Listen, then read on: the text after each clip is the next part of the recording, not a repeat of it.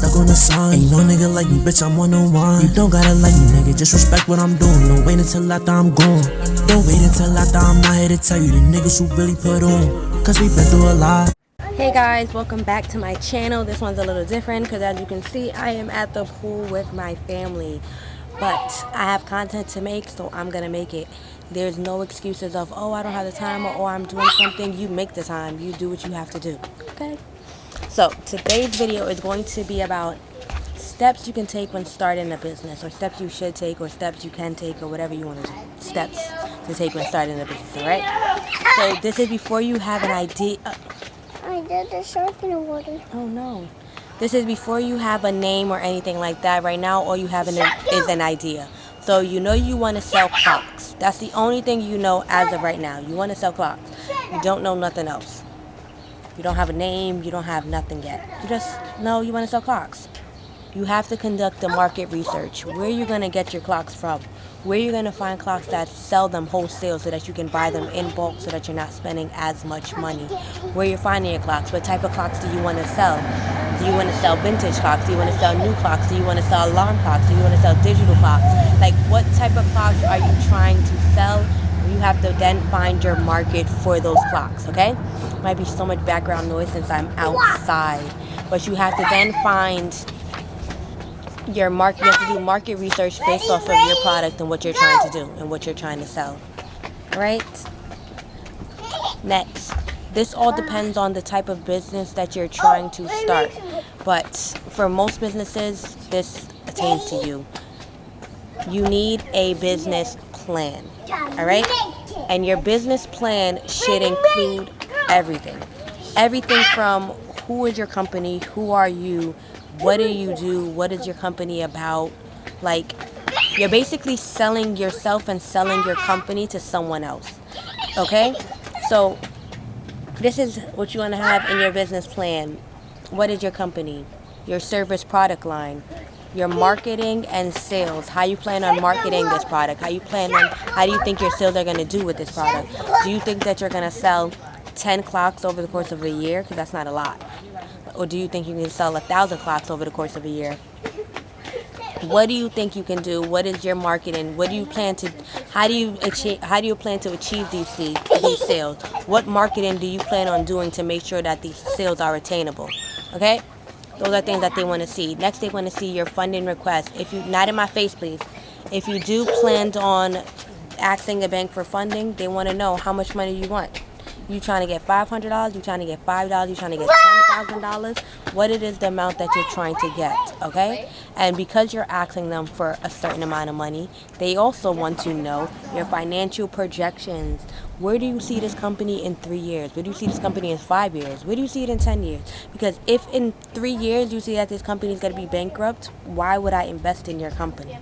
If in 3 years you can't tell me that you're at least cut even, why would I want to invest with your thing? Why would I want to invest in your company? So they want to see where do you think your company will be in the next couple of years and months, or further down the line. Not now, but in the future. Okay? Next, when you need to pick a location. Now, when picking a location, it is important because you don't want to use your business address, you don't want to use your home address as your business address. You want to have it separate. You don't want people to just look up your business and know where you live, where you lay your head at night, where you rest, where you sleep. I don't know, because I wouldn't, okay? So you want to have a separate address. Places where you can get that. UPS. UPS offers you a P.O. box as well as a real address. So you will get your same P.O. box number, key, all of that, where you can pick up your mail and stuff, but you also get a real address to use. So you'll get, there's a UPS store where I live, 81 Pondfield Road. So it'll be 81 Pondfield Road, and let's say my number is 288.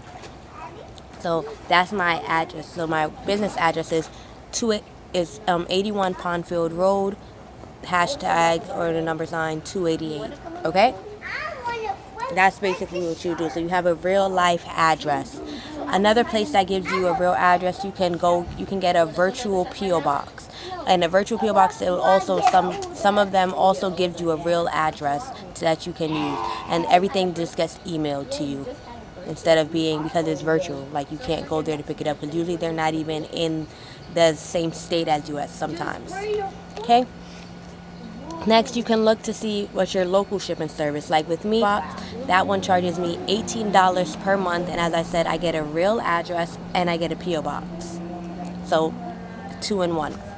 And I only pay $18 a month. So it is one of the cheaper methods. So I would first look to see if you have a local shipping service near you. Next thing you want to do is you want to form your business structure.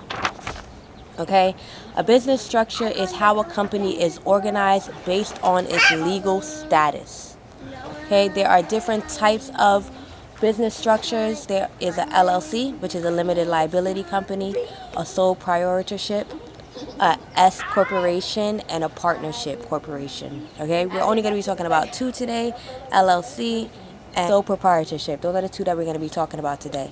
So as I said, LLC stands for limited liability company, and that is a company that offers limited liability protection and passes through taxation. Okay, with the LLC, the owner is separate from its business.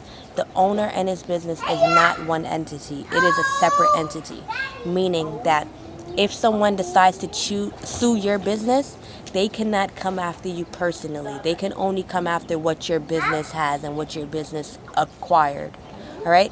That also means that technically you're not legally responsible for any debts that your business may acquire.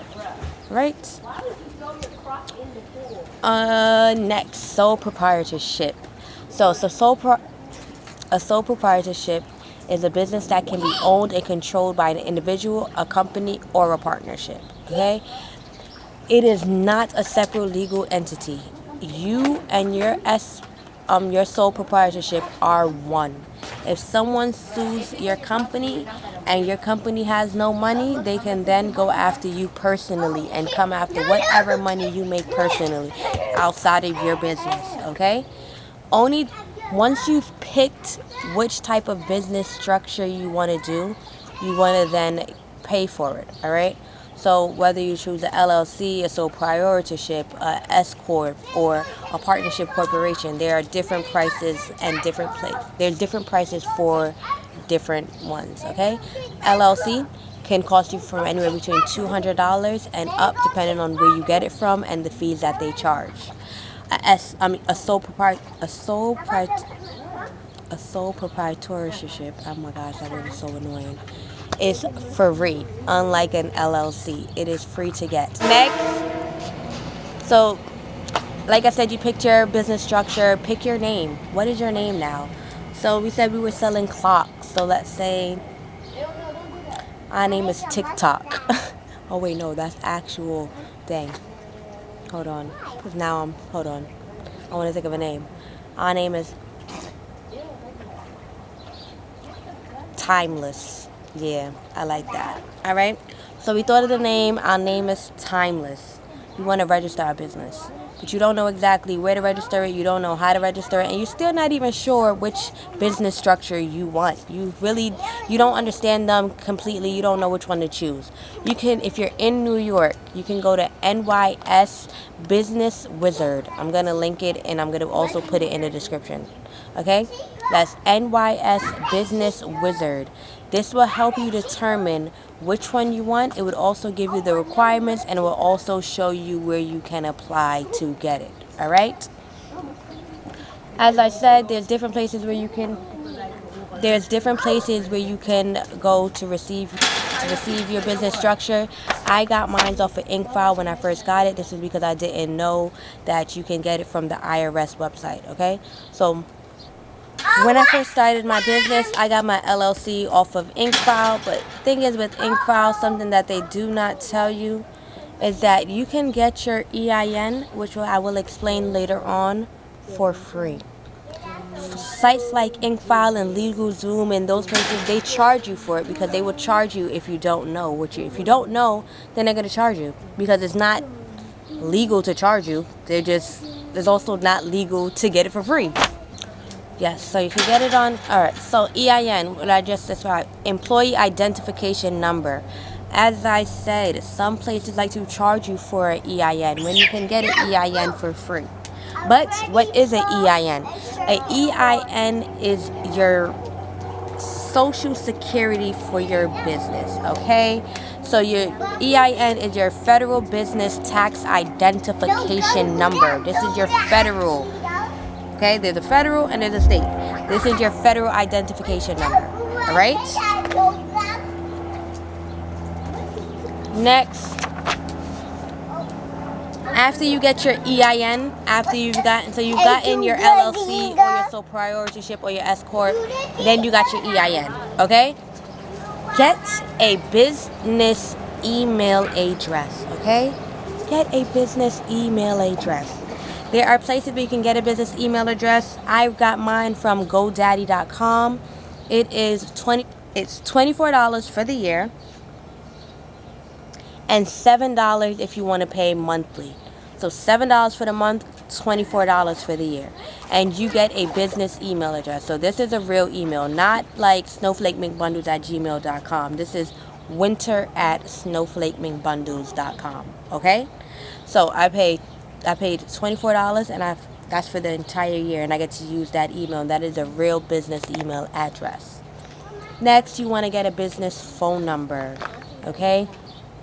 You can Google, there's places where you can Google it online, type business phone number, and you can get a virtual line, or you can get one through Google.